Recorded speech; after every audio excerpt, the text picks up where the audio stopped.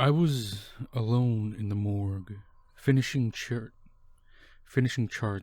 when the body sat up and rasped. Thanks for the help earlier, Doctor. My pen slipped, a jagged ink smear slashing across the chart as the words clawed their way into my brain. My body, sat propped up on one elbow, head lolling slightly as if the neck had forgotten its job. Pale skin, my skin, clouded eyes, my eyes. The tag on the toe fluttered faintly in the cold air, mockingly precise. Name: Dr. Arjun. The name on the tag was mine. Time of death: 2:14 a.m. May 29th, 2025. I checked the clock on the wall. 2:13 a.m. The body grinned. Not a warm grin. Something slack and uncanny. Like a puppet wired wrong. You always push too hard. It rasped. Skipping meals. Ignoring signs. Running on fumes. How poetic. Dying in the hospital you tried to save. I backed away, heart thudding like a fist inside my ribs. My mind scrambled for explanations. Hallucination, prank, exhaustion. But none of them stuck. The lights flickered overhead. You shouldn't be here, I whispered. But I am. It said, swinging its legs off the table with a sickening, wet sound. You brought me here. I spun to bolt, but the door, always unlocked, was shut tight. A heavy red light blinking security override. The corpse rose to its feet. No awkward stagger, no zombie stumble. It moved like it knew my body.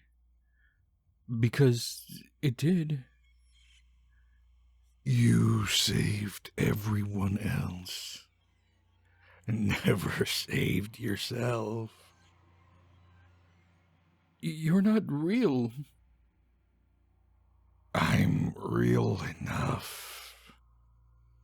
It hissed, the rasp deepening. You have 1 minute left. Desperation surged. I slammed against the door, pounding, screaming, hoping someone, anyone, was nearby. But this was the morgue. No one ever came down here at this hour. I turned, breath ragged, to face it again. My doppelganger.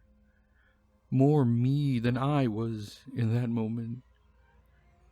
It held out its hand. There was something in the palm. A hospital ID badge. Mine. Cracked down the center. Blood smeared. Take it. Or or stay here with me forever. I hesitated.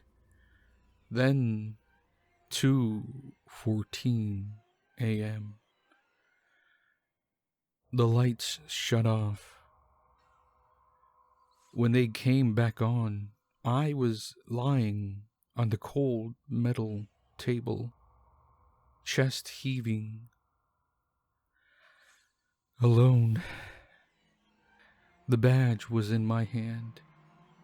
The tag still read my name, but the time of death had changed. Time of death deferred. For now.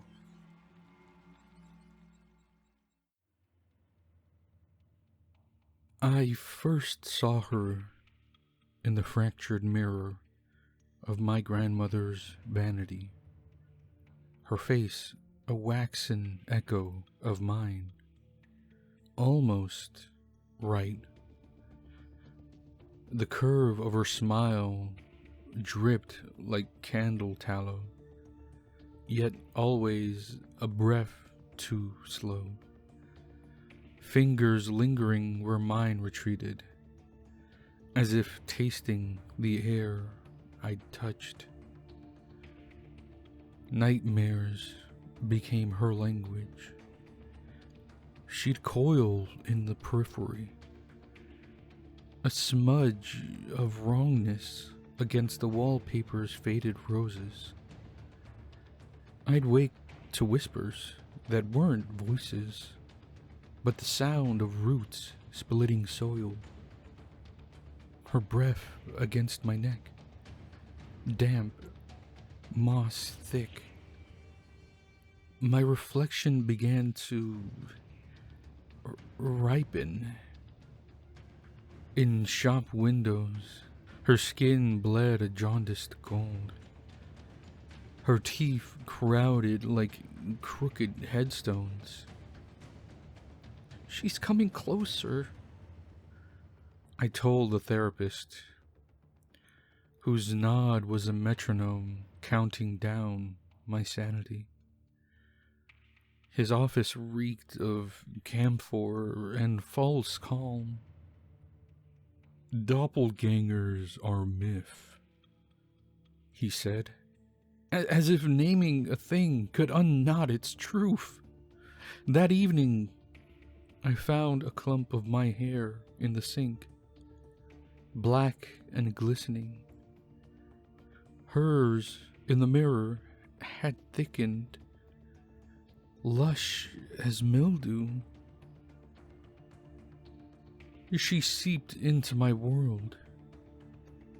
A coffee cup bore her lipstick, grease red, fungal. My lover murmured, "You feel different." In bed, his hands trembling. I stopped sleeping, stopped eating. She thrived on my hunger, cheeks plumping with stolen vitality. Her laughter a wet rustle in the pipes. The night she peeled herself from the mirror, the air curdled. She oozed through the glass, limbs unfolding like rotten origami, skin exuding a sweet sour musk. I gagged. She inhaled my revulsion. "I'm what festers in your marrow," she crooned, her voice a hive's hum. "The rot you've starved since girlhood." I fled to the woods, but the trees mirrored her. Bark split into grins, branches arthritic fingers. She cornered me, moonlight lacquering her pallor, You can't outrun the dirge, she hissed. Our hands met, hers swallowing mine, a fusion of fever and frost. I felt myself unraveling, a spool of shadow unthreaded. She wears my skin now.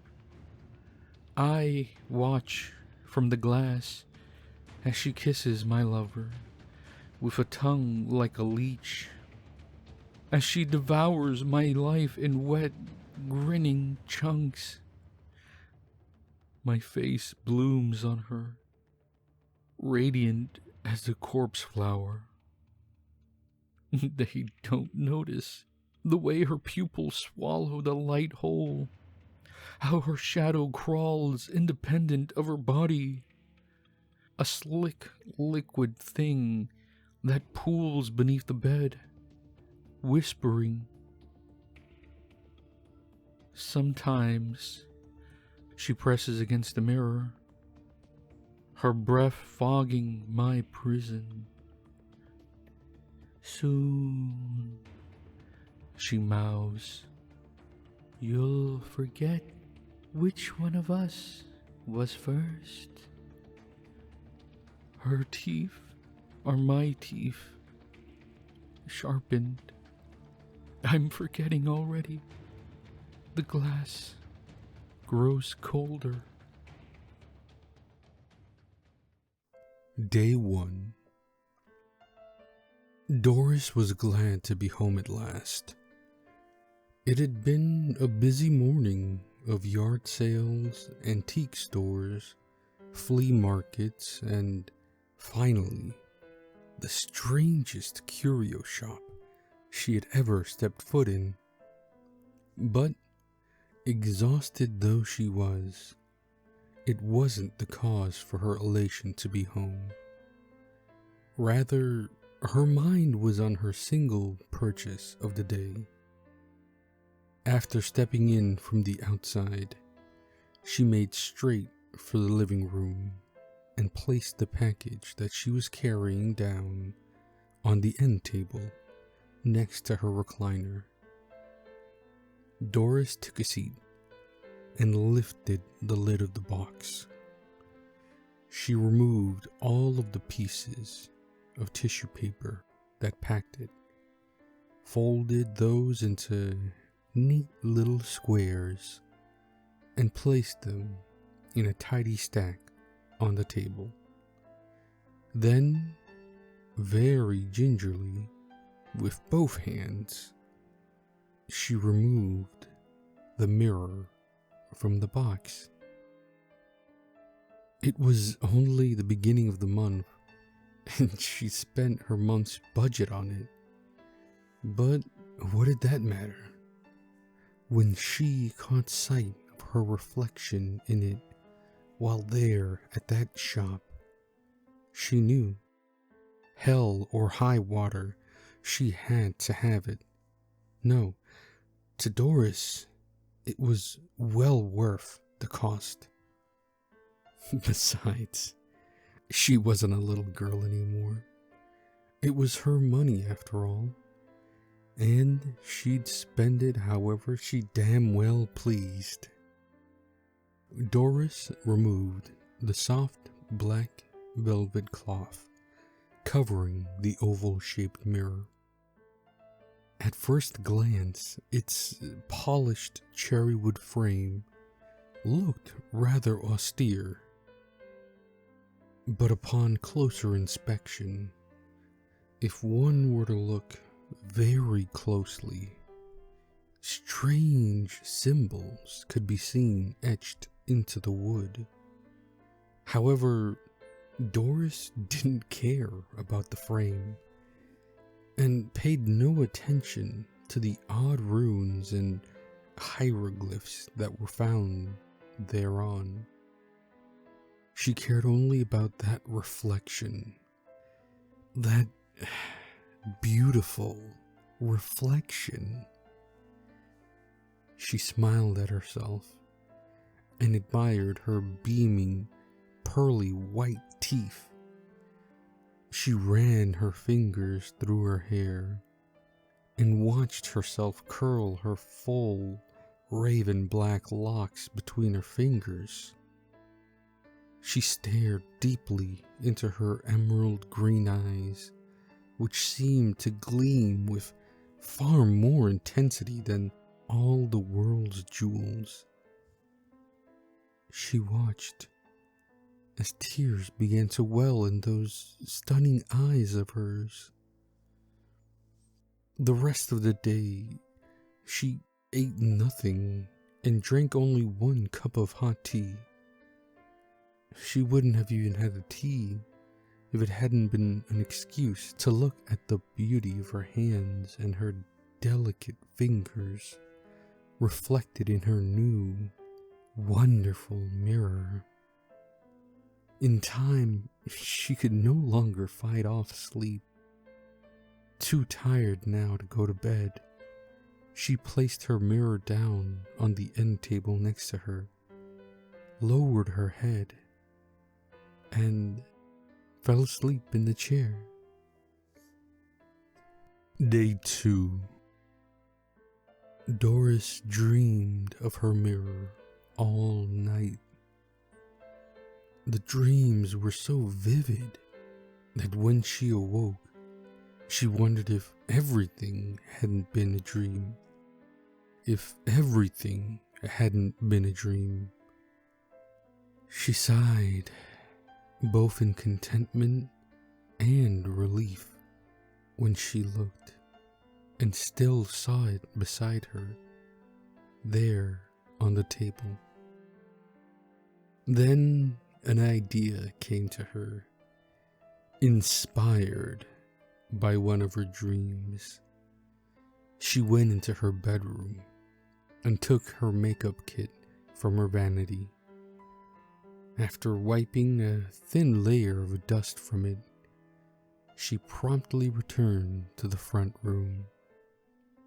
She had a little bit of difficulty as she tried to reposition her chair so that the end table would be in front of her. But at last, she succeeded. Then, very carefully, she leaned the mirror against the table lamp so that it was upright and she could see herself as she applied her makeup. Her lipstick was put on last of all. It was a dark crimson, and it accented perfectly her dark hair and milky white skin. She blew herself a kiss in the mirror and said in a whisper, "Hello, beautiful." She didn't eat or drink anything all day. It was too difficult to break away from the mirror. For the second night in a row, she fell asleep in her chair. Day 3. Around 10:30 in the morning, the phone rang. Doris didn't answer. It wasn't important. Her reflection, her beautiful reflection, that was all that mattered. That was all she had time to focus on. She sat all day and into the night in her chair and stared with unparalleled intensity into that mirror. She fell asleep with it on her lap. Day 4. It wasn't quite 11 in the morning when a knock came from the front door. It went unanswered. It was followed by another knock, then another, then the door was opened. Just a crack, and a voice yelled in through it. "Miss White, it's Oscar from next door. I tried calling yesterday, but I couldn't get a hold of you. I haven't seen you out in the yard lately. I just wanted to make sure you were okay." Having received no reply, Oscar let himself in. "You are okay, aren't you, Miss White?" Oh, oh no. Oscar saw Doris White sitting in her recliner, head tilted down, with a broken mirror at her feet.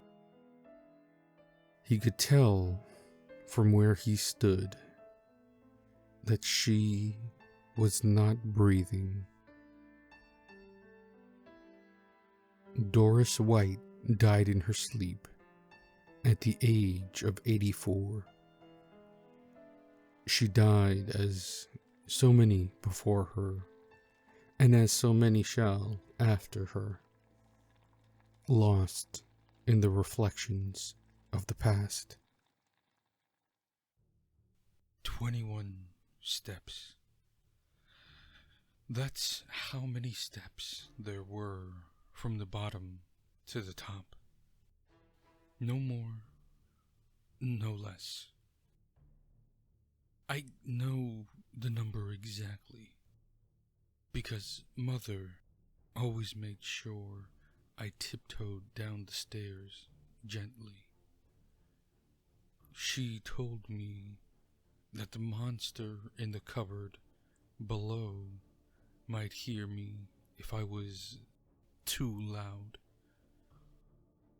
I lived with my mother and her sister, Auntie Cheryl.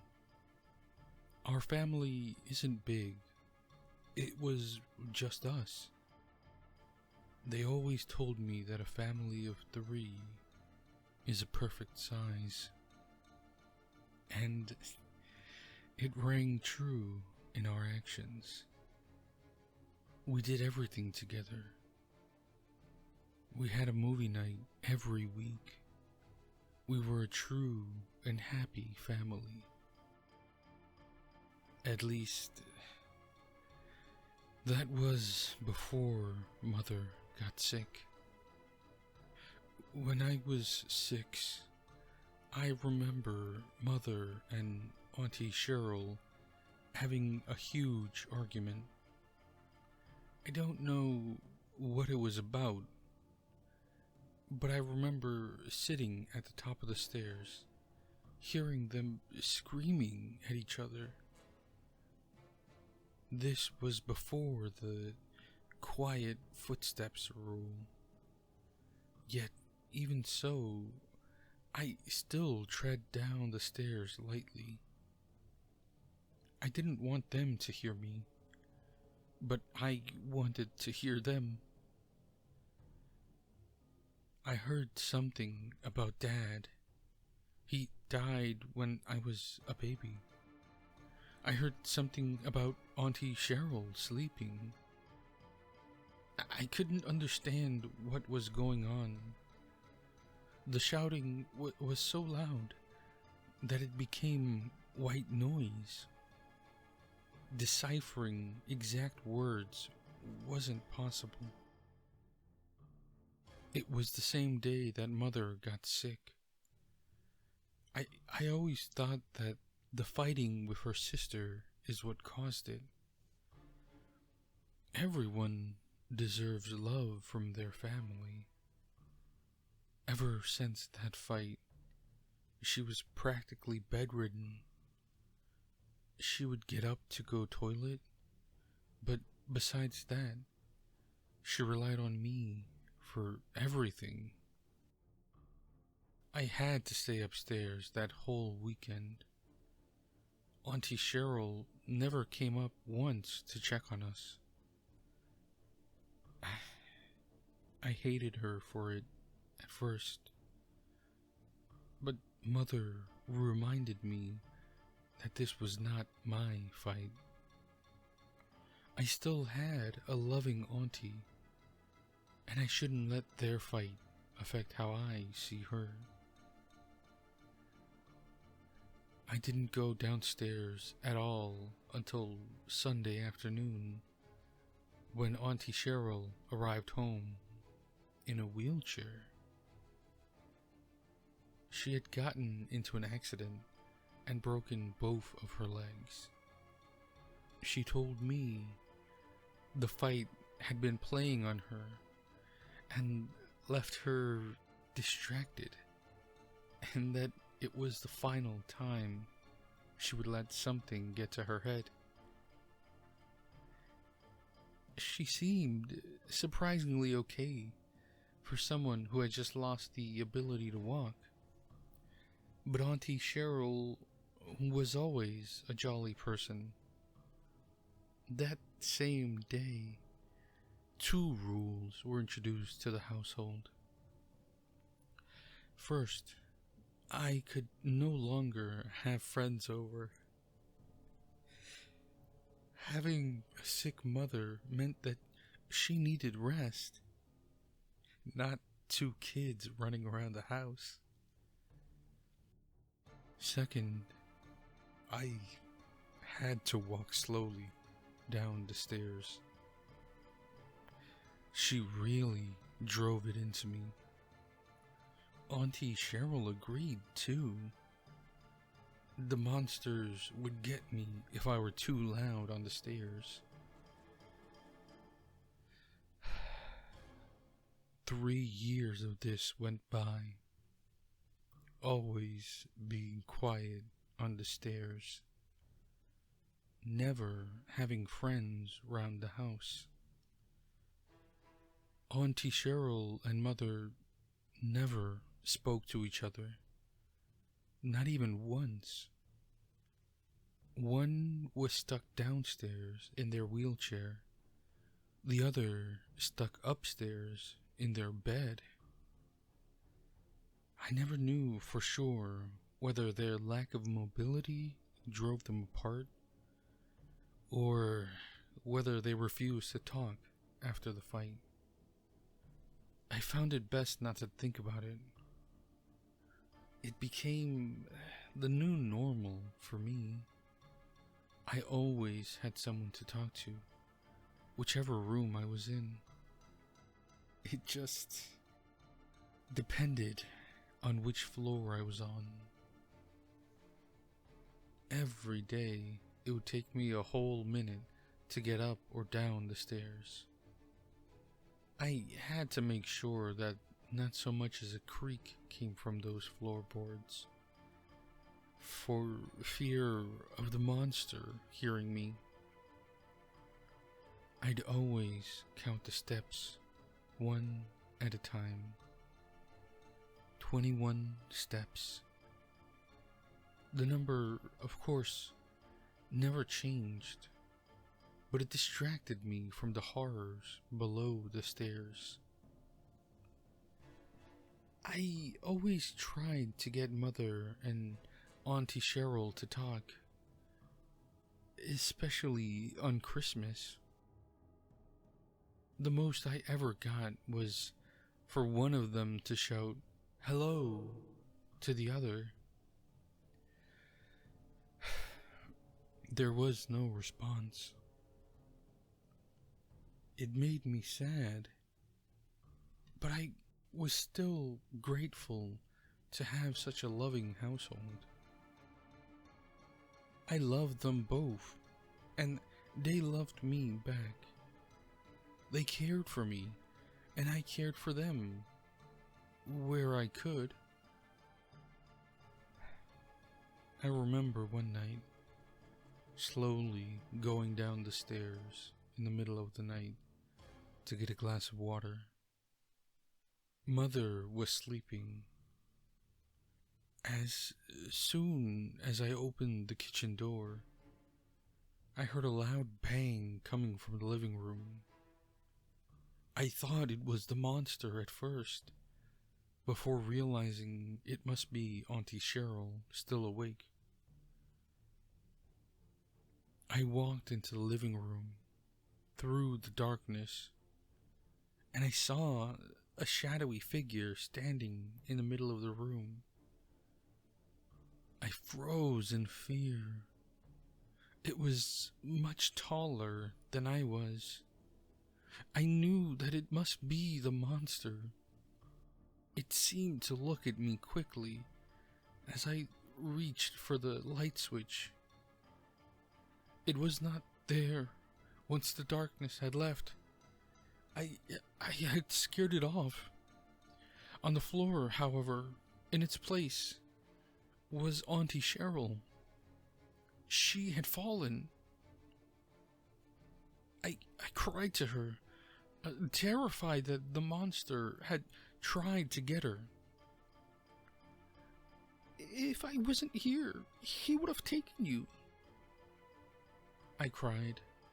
"I saw him right here, where you're lying." She calmed me down. She was always good at that. She assured me she had fallen herself, and that nobody else was in the room. I helped her back into her chair. It was too late, though. I was determined that the monster had stopped playing by the rules. It was going to take one of us. I just knew it. I had to do something. Secretly, over the next few days, I collected weapons, or at least a kid's idea of weapons. A baseball bat, a torch, a biker's helmet.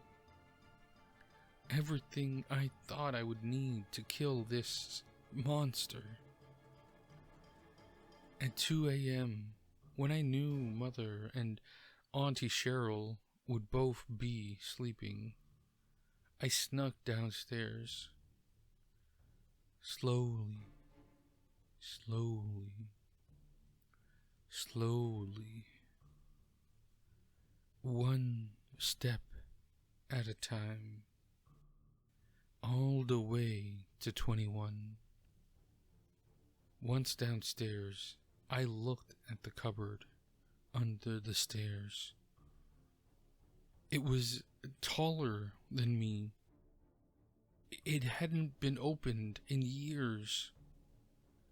I knew that behind this door was the monster. I turned the torch on, and before I could give it a second thought, I swung the door open. It was empty. The light filled every corner of the cupboard, yet it was only occupied with dust. I ran into the living room to check on Auntie Cheryl. It was empty. Her chair in the middle of the room, with nobody sitting there. I had never seen the chair empty before. I ran upstairs in tears to tell Mother. "The monster has Auntie Cheryl. Mother, I was too late." She woke up confused, almost immediately turning to anger. "You went downstairs without me knowing?"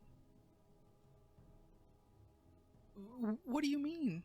I never tell you when I'm going downstairs." "No, but..." She calmed down and changed her tone. "Auntie Cheryl is staying at a friend's house tonight. She'll be back in the morning." She was very adamant about this. She brought me back to my bedroom and told me I was getting too worked up.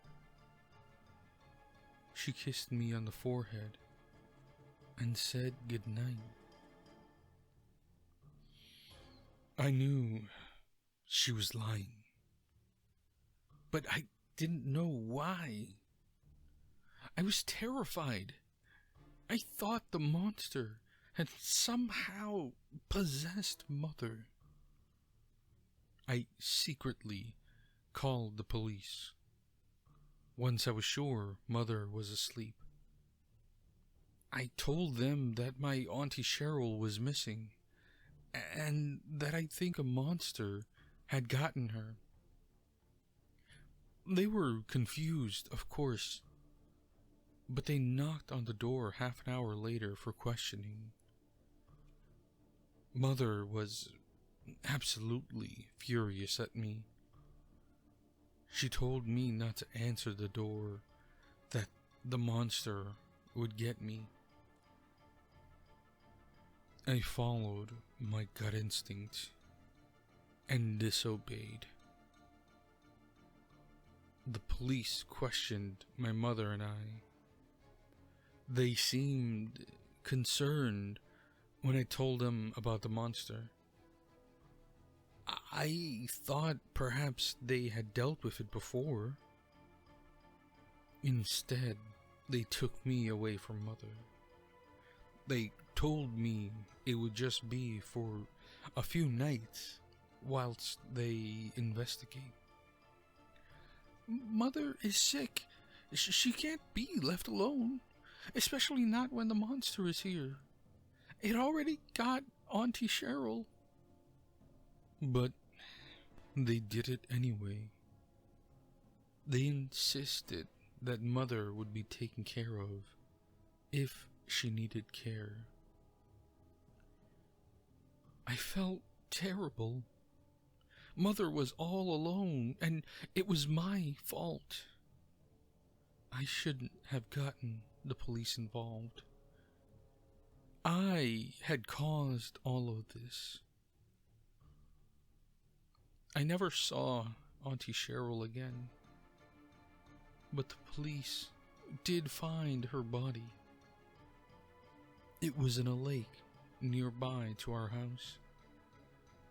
They said that based on her corpse, she had been dead for quite a few years. So it wasn't possible that I had ever spoken to her since I was 6.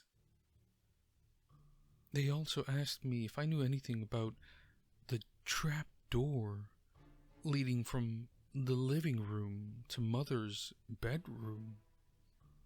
I told them I did not. I only see Mother when I visit her in prison now.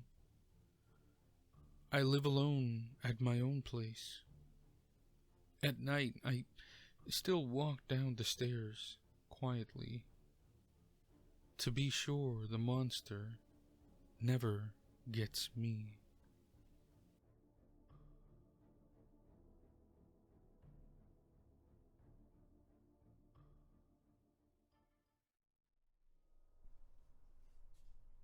Congratulations, engineer.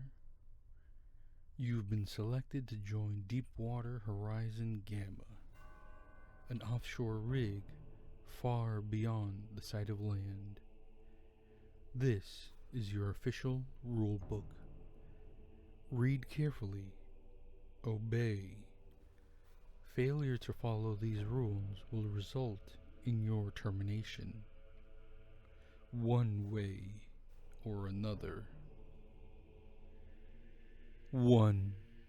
You must always wear your protective gear, not just for safety, but because some things don't recognize you as human without it.